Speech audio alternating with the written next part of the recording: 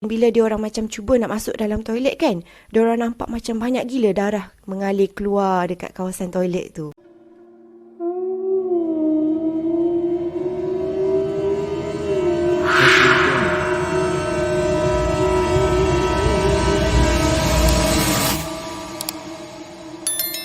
Hai, Assalamualaikum and welcome to Pika Storyteller channel. So for those yang dah pun tekan butang subscribe, Pika nak ucapkan thank you so much. Thank you for your support. And for those yang belum lagi tekan butang subscribe, please tekan butang subscribe di bawah bersama dengan tekan butang loceng untuk dapat notification daripada Pika. Okay? So untuk video kali ini, Pika akan menceritakan tentang 3 kisah seram yang berlaku di Kuala Lumpur. So without wasting our time, let's get started. Kisah yang pertama, Bukit Tunku. Okey, Bukit Tunku ni merupakan satu kawasan perumahan elit yang mana kalau kita pergi ke sana, kita akan nampak banyak sangat banglo-banglo mewah yang saiz dia tu memang sangat-sangat besar. Okey, dan kononnya kawasan ni sebenarnya wujud pada zaman kolonial lagi. Sebenarnya ada beberapa pengkaji paranormal yang pernah pergi dekat sana sebab mereka buat macam kajian lah ataupun mencari entiti. Dan biasanya hasil yang mereka dapat ialah mereka akan dapat banyak video, gambar ataupun rakaman yang menunjukkan kewujudan something ataupun makhluk halus dekat kawasan tu. Namun yang paling viral ialah sekitar tahun 2017 macam tu, ada satu rakaman dashcam ni yang menunjukkan ada seorang lelaki ni, dia bersama dengan kawan dia lalu dekat kawasan Bukit Tunku tu kan. Sebelum tiba-tiba mereka terakam something dekat depan tau, macam bertenggek dekat tengah-tengah jalan tu. Lepas tu diorang pun decide untuk undur balik. Okey, dan benda ni bukan setakat viral dekat Malaysia tau, tapi viral juga dekat UK. Namun bagi Pika, bila Pika cuba untuk cari kisah seram dekat sana kan, yang paling seram ialah kisah tentang ada seorang lelaki ni, malam tu dia pergi lepak lah dengan kawan-kawan dia dekat sekitar kedai mamak dekat Ampang. So masa dia on the way balik tu, dia pun lalulah dekat laluan ataupun jalan Bukit Tunku ni. Dan masa tu dia sumpah dia tak tahu yang sebenarnya kawasan tu banyak orang jumpa benda-benda macam makhluk halus semua tu kan. So masa tu dia naik motor tau, dan dia pun tengok jam dah pun menunjukkan pukul 1 pagi. Masa tu memang jalan tu sangat sunyi, tapi sebab dia takut bini dia bising dekat rumah sebab dia melepak lama sangat kan. Jadi dia macam aku redah je lah jalan ni. Mula-mula dia tak perasan tau, tapi lama kelamaan dia sedar yang dia sebenarnya telah pun berpusing-pusing di tempat yang sama lebih daripada 3 kali. Apa yang dia selalu nampak ialah dekat simpang 3 tu akan ada satu rumah banglo yang sangat besar, tapi banglo tu sebenarnya dah pun lama tak ada penghuni. Maksudnya banglo usang lah yang terbiar. So disebabkan dia ni rasa macam tak sedap hati, dia pun stop lah untuk fikir macam mana aku ni nak balik rumah kan, takut bini lagi bising. Lepas tu masa dia tengah duk fikir tu, sekali dia nampak ada 2 motor polis tau yang lalu. Jadi dia pun rasa lega lah sikit. So dia decide untuk follow je abang-abang polis kat depan tu. So masa dia follow motor polis tu, dia kata jarak antara dia dengan motor polis tu sebenarnya tak jauh pun. Lebih kurang macam jarak 2 buah kereta macam tu je. Lepas tu dia pun sampailah dekat satu selekoh tajam tau. Masa tu dia nampak lagi motor polis tu. Tapi exactly selepas daripada selekoh tu, sekali kedua-dua motor polis tadi tu hilang. Jadi masa tu dia pun macam dah sudah mulalah rasa berdebar kan, sebab tak logik tau, motor polis tu macam tiba-tiba speed. Sebab lagi pun jalan selepas leko tu macam jalan lurus je. So dia kata patutnya dia akan nampak lah motor polis tu, betul tak? So lepas dia nampak tiba-tiba motor polis tu hilang, okey, masa ni mulalah rasa takut tu pun menghantui diri dia. Kenapa dia takut? Mula-mula dia takut sesat. Yang kedua dia tengok polis tadi tiba-tiba ada, lepas tu tak ada. Dan takut yang kali ketiga ialah sebab dia duk fikir macam manalah bini dia kat rumah tu kan. So lepas tu dia pun decide untuk stop kejap tau dekat tepi, sebab dia fikir macam better kalau dia call je bini dia, okay, untuk explain ataupun tanya bini dia macam mana nak buat ke apa ke. So masa tu dia tengok line phone dia tu penuh tau, tapi bila dia setiap kali dia try call bini dia memang tak dapat. So apa yang dia buat lepas tu ialah dia try juga masuk dekat mana-mana simpang tu.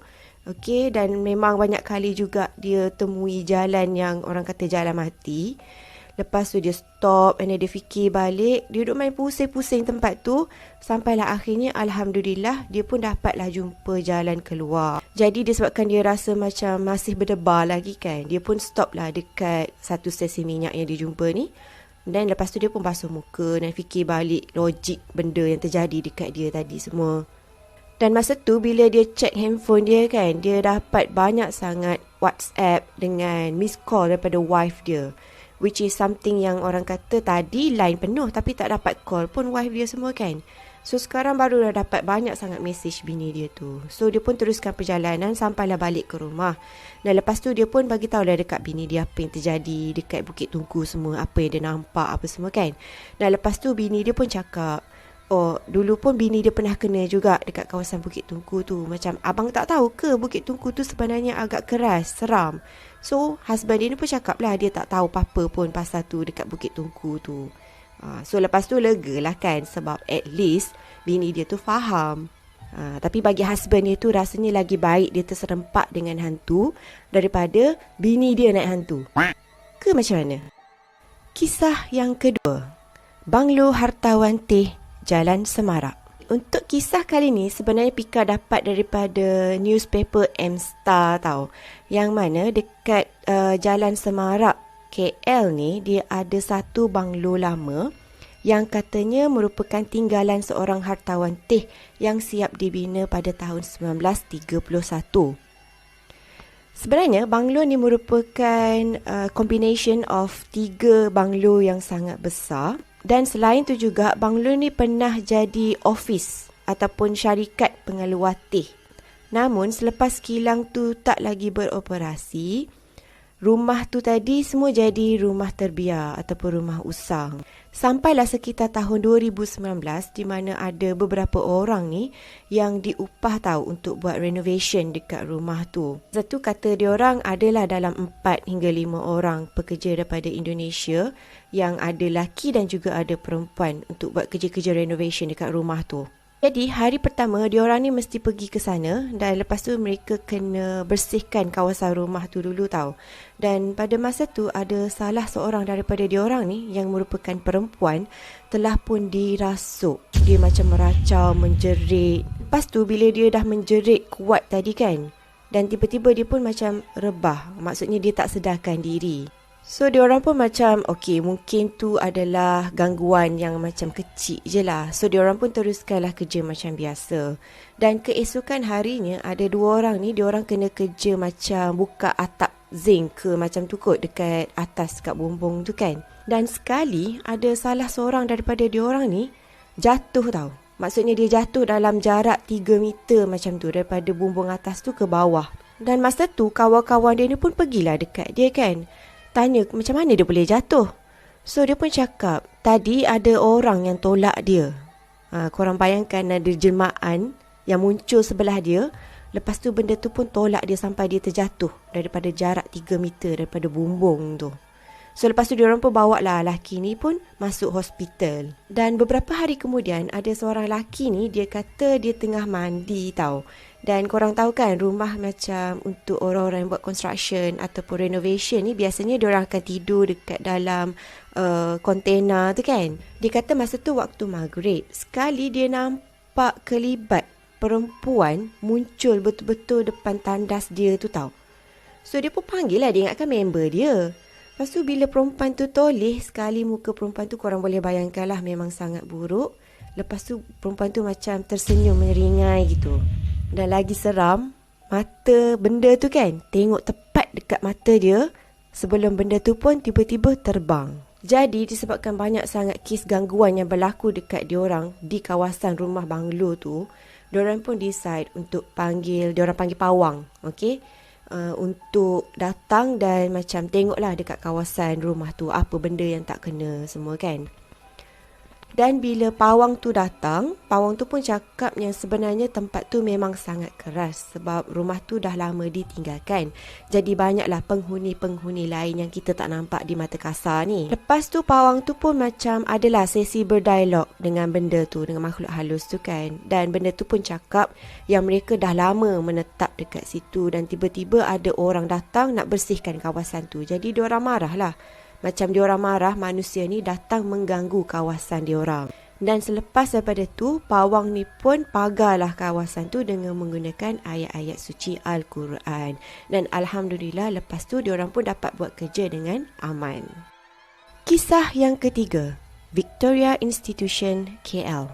Okey, sekolah ni pernah tersenarai sebagai antara top 10 sekolah paling berhantu di Malaysia. Dan benda ni pun pernah viral dekat media sosial dan lepas tu ada beberapa blog yang pernah menceritakan tentang kejadian seram yang berlaku dekat sana. Tapi kalau ikut logik, mungkinlah sekolah tu jadi seram sebab sekolah tu pun dah memang sangat tua, yang mana sekolah tu juga merupakan sekolah menengah tertua di KL dan ditubuhkan pada tahun 1893. Sekolah tu sekarang umur dia dah 128 tahun tau. Antara kisah seram yang pernah berlaku dekat sana ialah macam ada seorang cikgu ni, dia bagi tahu kalau korang nak pergi bilik muzik ni, dia terletak dekat kawasan bawah tanah tau. Dan lepas tu kalau nak ke sana, diorang kena melalui satu terowong yang sangat panjang. Dan mengikut cerita ataupun urban legend yang pernah berlaku dekat sana ialah ada satu kes tu budak hilang. Dan selain tu juga banyak student yang dekat sana, diorang selalu nampak macam lembaga hitam tau yang berjalan dekat terowong tu ataupun berjalan menembusi dinding dekat kawasan terowong tu. Selain itu juga ada pernah seorang Pak Gad ni, dia ceritakan dia kena ronda malam. Dan masa dia lalu dekat kawasan stor sukan tu, sekali dia dapat dengar bunyi orang berkawat tau dekat dengan kawasan surau, dekat kawasan yang Pak Gad tengah lalu tu lah. Dan bila dia intai, dia nampak ada satu pasukan macam tentera Jepun yang tengah berkawat. So dia terkejut punya pasal seminggu Pak Gad tu demam. Antara kisah lain yang sangat famous dekat sana ialah ada satu cerita ni yang kita tak tahu dia punya kesahihan, sebab cerita ni sangat famous di kalangan student ataupun bekas-bekas student. Kononnya masa zaman penjajahan Jepun dulu, sekolah ni pernah jadi markas tentera. Dan mereka katakan yang tandas dekat sekolah ni merupakan tempat untuk tentera Jepun tu pancung tahanan. Dan selain tu juga ada beberapa kes yang pernah diorang kongsikan, beberapa pelajar ni nampak ada macam mayat tau tergantung dekat kawasan toilet tu ataupun pintu toilet. Selain bila diorang macam cuba nak masuk dalam toilet kan, diorang nampak macam banyak gila darah mengalir keluar dekat kawasan toilet tu. Dan tandas tu katanya sampai sekarang masih lagi ada dan mereka berikan nama tandas tu sebagai tandas 206. Selain tu juga antara kisah seram lain yang pernah berlaku dekat sekolah tu ialah dekat sekolah tu dia ada satu menara jam yang sangat tinggi tu tau. Dan mereka kata ketinggian menara tu adalah sekitar 30 meter macam tu. Dan pelajar selalu juga nampak ada benda yang suka bertenggek dekat atas menara tu. Kalau fikir logik, takkanlah manusia nak pergi naik panjat menara tu, duduk atas tu kan. So korang faham-faham lah apa benda yang ada dekat atas tu. Dan lagi satu kes yang terakhir pula ialah kisah di mana ada macam satu band ni, diorang macam kena praktis pada waktu malam. Tiba-tiba salah seorang daripada diorang ni hilang. So diorang pun macam cari budak tu. Dan tiba-tiba diorang jumpa budak tu, tahu tak kat mana? Dia tengah tidur dekat atas tangki air. Jadi diorang pun pergilah kejutkan budak tu. Dan bila tanya budak tu, kenapa kau pergi tidur dekat atas tangki ni kan? So budak tu pun cakap, tadi dia nampak ada seorang perempuan tengah berjalan sorang-sorang. Jadi dia rasa macam nak tolong lah kan perempuan tu, kot perempuan tu tersesat. Jadi dia pun ikut je lah perempuan tu. Sebelum tiba-tiba dia rasa macam dia dah tak sedarkan diri. Sekali sedar-sedar je, kawan penuh dekat sekeliling, tengok-tengok tidur dekat atas tangki air. So, bagi korang mana satu kisah yang Pika ceritakan tadi yang pernah korang dengar ataupun bagi korang paling seram yang berlaku dekat kawasan KL ni? Okey, mungkin korang boleh kongsikan dekat komen di bawah. So, apapun Pika harap korang suka dengan video Pika kali ni. Dan jangan lupa untuk tengok my next video di mana Pika akan menceritakan tentang 3 kisah seram yang berlaku di negeri Terengganu. Okey. So, apapun, thank you again for watching. Jangan lupa untuk tekan butang like, comment and share kalau korang nak. Dan jangan lupa untuk tekan butang loceng so that next time bila Pika buat video baru, korang akan terus dapat notification daripada Pika Storyteller. Okay, so apapun itu sahaja video Pika untuk kali ini. Thank you again for watching and see you soon. Bye!